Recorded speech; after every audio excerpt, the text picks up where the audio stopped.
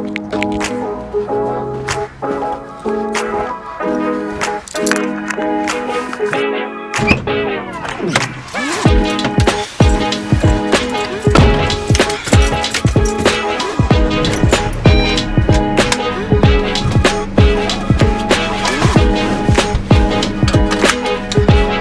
first, eh?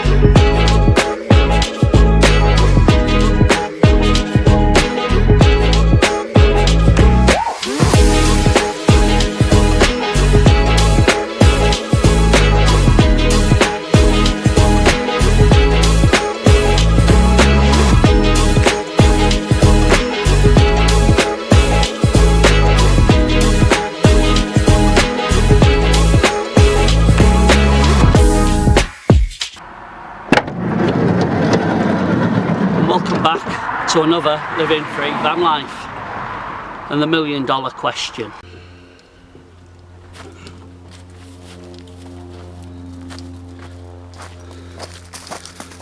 When is there a good time to buy one of these or build one of these?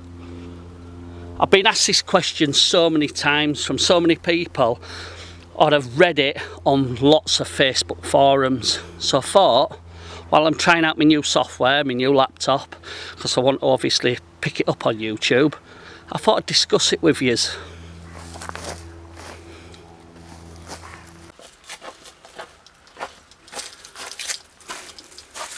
See, there's many reasons why you should, and there's many reasons why some people shouldn't or can't.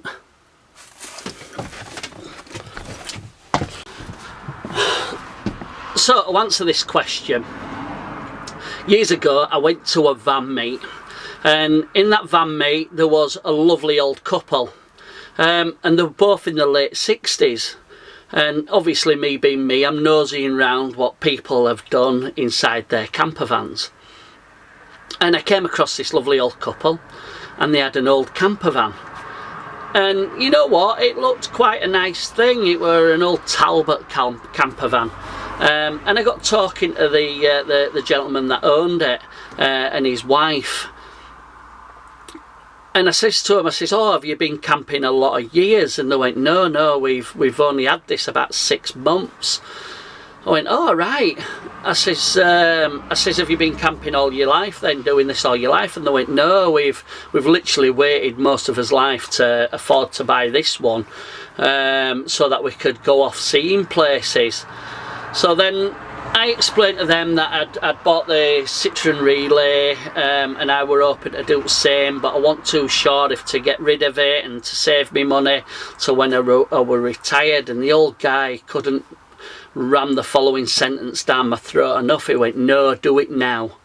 He says, "Go do it now." He says, "Get out there and enjoy the great outdoors." He says, "Me and my missus are both retired.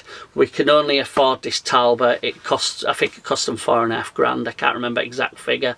But this is all we can afford. But when we get to places like this," he says, we can't really go round different places and see places because we're both not too clever on his legs. He says, so for whatever you do, son, he says, get a camper van and start using it now. He says, don't wait until you retire because nobody knows what's round the corner. So that obviously left an indelible mark in my brain of, you know what, you know, I really need to start getting out and doing stuff that I want to do. So the question the question is, when should I buy a camper van? Well, if you can afford a camper van, buy it now. Don't matter if it's cheap, it don't matter, you know, obviously buy within your budget. If you can't afford one of these amazing factory fit camper vans or motorhomes, have a go at building a camper van.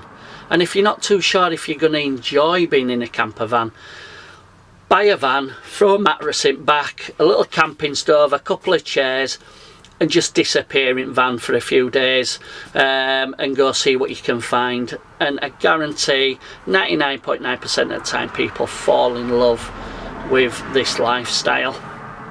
Something else the guy said is, going on about, you know, all these factory fit motorhomes and, you know, the 60, 70, 80,000 quid, and he came up with a brilliant I can't even put it into words, but basically what he said is, okay, so you're going to go buy a £40,000 camper van, and for argument's sake, that camper van over a 10-year repayment plan is going to be £500 a month for you to obviously pay your finance off on it. I says, yeah. I says, once I'm mortgage free, I possibly could do that. He goes, all right. He says, well, you know, it's you don't know how long where you are finance mortgage free. He says, but if you went and did it now, he says, you've got your insurance on top of that, which could be possibly £100 or more a month. And you got your road tax on top of that, which could be 33 quid a month. He says, before you know it, you're paying £630 a month to jump in that motorhome and go and see wherever you want to see. He says, could you afford it? He says, you're already laying out possibly a quarter of your wages on finance and on tax and on insurance. He says, why not just go buy a cheaper van away from finance?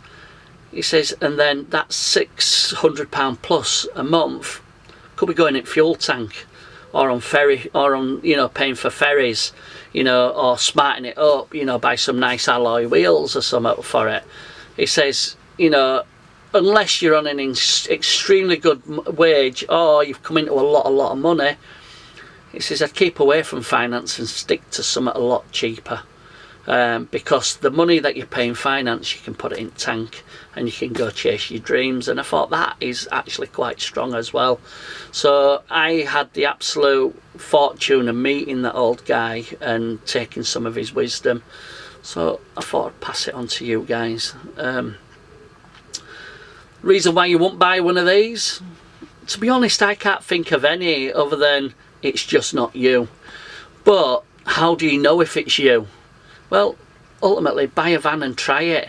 Go to some van meets, you'll find the van meet people, you know, the people who go there in the vans are some of the nicest people in the world, you know, and you can ask questions. How did they do it? Where did they do it? Who did they use? You know, we've all got a list of people that we use for our materials, for our cushions, for windows. We all have got a shopping list of where we've bought stuff from. And we've also, you know, we've got feedback and review to give people. You know, this window wasn't so good, these were awful, you know, stay away from these. Ultimately, it's up to you to make up your mind. But other than that, I don't honestly know. If you go sample it, hire a van. If you go sample van life, I don't honestly know a reason why you wouldn't, other than medical, or other than you just can't afford the base vehicle. And if I were you, I'd save up like heck and just buy a cheap van.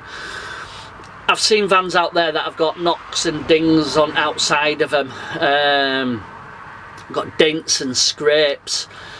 The thing is for your first van, you can go pick up an old banger of a van that's got a really good engine and boxing, but it just looks beat up. It's been a builder's van on outside of it. ultimately what's on outside of it isn't important, it's what you put inside the van. This is an old, I think he did fences, this is an old fencer's van. Outside of it has got its knocks and bangs, but I'm making inside a home. So yeah, don't get too hung up on the, you know, the latest van, the VW Crafter, the, you know, the T4, the T6, you know, whatever it is. Ultimately, buy a van that you can afford. Just like myself, I could only afford this van, and each month chip away. As long as you've got mattress in back and you're away and using it, each month you can put another 100 quid into it, and slowly in time you can, you know, like Indy Vanna Jones, he did, slowly in time he got to that position where he could retrofit his van to exactly what he wanted. So yeah, my advice ultimately is just go buy one, throw a mattress in back and go see if you enjoy it. I love this van, I love it, I absolutely love it. Me and Mrs are just starting to get away. The gearbox is now fixed, which is amazing. The van really picks up fantastically. I'm extremely over the moon. I got some interesting messages through on Facebook from Scott up in Scotland. You know, is it northeast or northwest, Scott? He says that he was screaming at the TV because I had obviously named the drive along the top of Scotland wrong, and I'm not going to correct it in this video either. Anyway guys, thank you so much for watching this week. I've just got some new software, I've obviously got the camera, and I've bought myself a laptop. The video might be a bit sketchy, but I'm really starting to put some effort into videoing these videos. So yeah, thanks again for watching, and no doubt I will try and get another video out next week. So bye for now.